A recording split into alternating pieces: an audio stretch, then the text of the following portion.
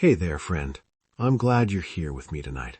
Let's sit for a while, just you and me, and I'll share a story that's been on my mind. A story from long ago, from the time of the Buddha, in the ancient city of Rajagriha.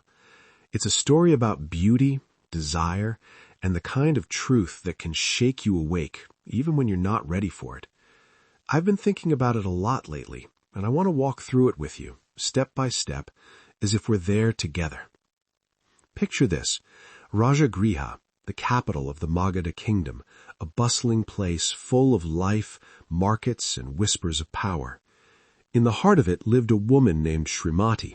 Now, Srimati wasn't just anyone. She was the city's most celebrated courtesan, known for her breathtaking beauty and wealth.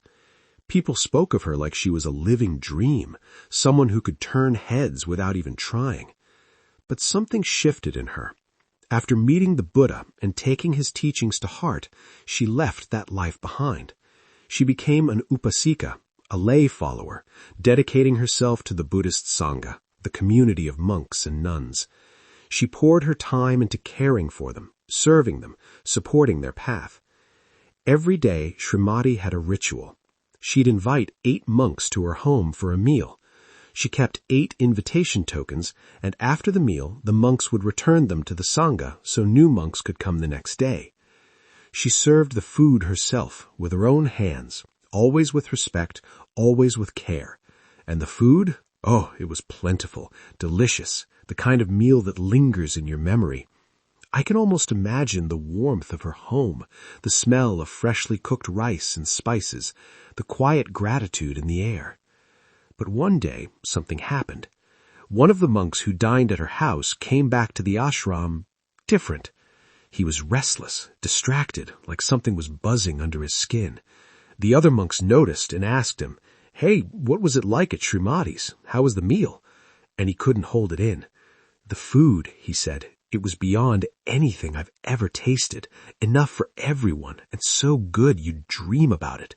But that wasn't even the most unforgettable thing." He paused, his voice dropping. "It was her, Srimati, her beauty. I've never seen anything like it. She's indescribable." Word spread, as it always does. Another young monk who hadn't yet met her felt something stir in him, a pull, a longing. He had to see her for himself. He couldn't wait, couldn't think of anything else. After some effort, he managed to get an invitation token for the very next day. That night, he barely slept. His mind was full of her, this woman he'd never even seen, building her up into something almost unreal. But life, as it often does, had other plans. That same day, Srimati fell terribly ill.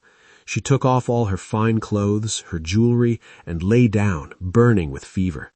When the young monk arrived at her home, full of anticipation, he was greeted by her servants instead. They served him the meal, as always, but she wasn't there.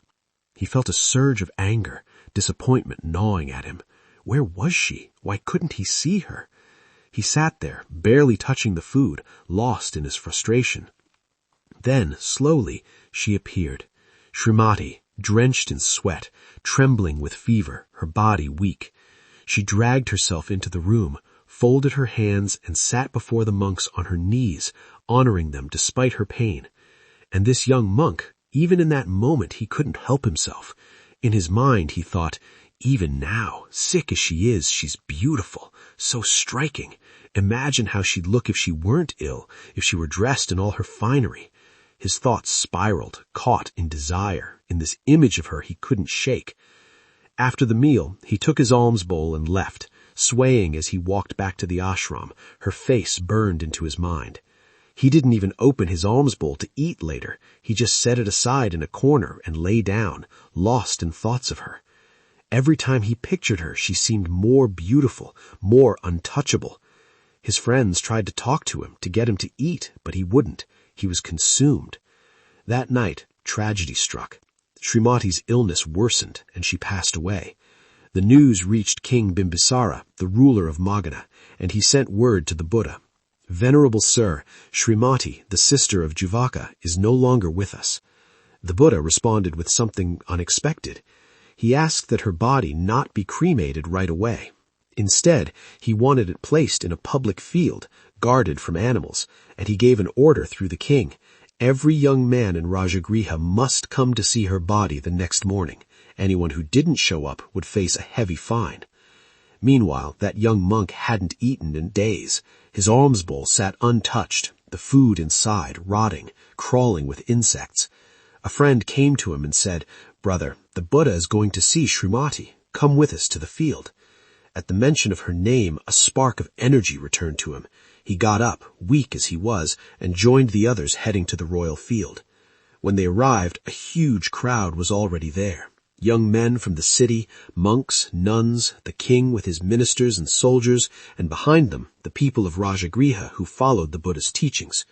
The field was heavy with silence, a somber weight over everyone. Srimati's body lay there, exposed to all. Then the Buddha spoke, breaking the stillness. "King Bimbisara, who is this woman lying before us?" The king replied, "She is Srimati, the sister of Jivaka." The Buddha raised his voice slightly, addressing the crowd. "Whoever offers 1,000 gold coins can spend a night with Srimati. Will anyone step forward?" Silence. 500 coins, then? Still nothing. Just 1 coin? Not a single hand went up. This woman, who once was the desire of every man in the city, who men would have paid fortunes for, fought over, now lay there, and no one would claim her. I can imagine that young monk in the crowd hearing these words, feeling them cut deep.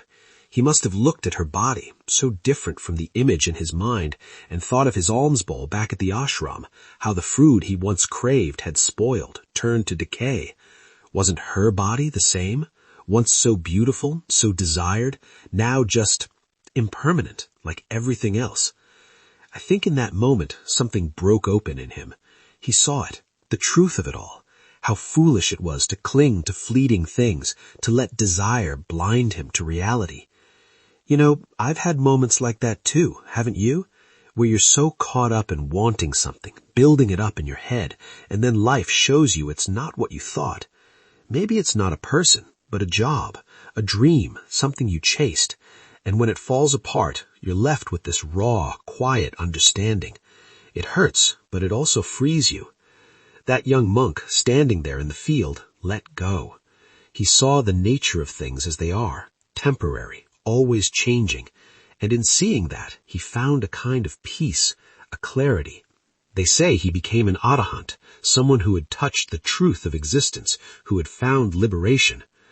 I don't know about you, but I sit with this story and feel both heavy and light.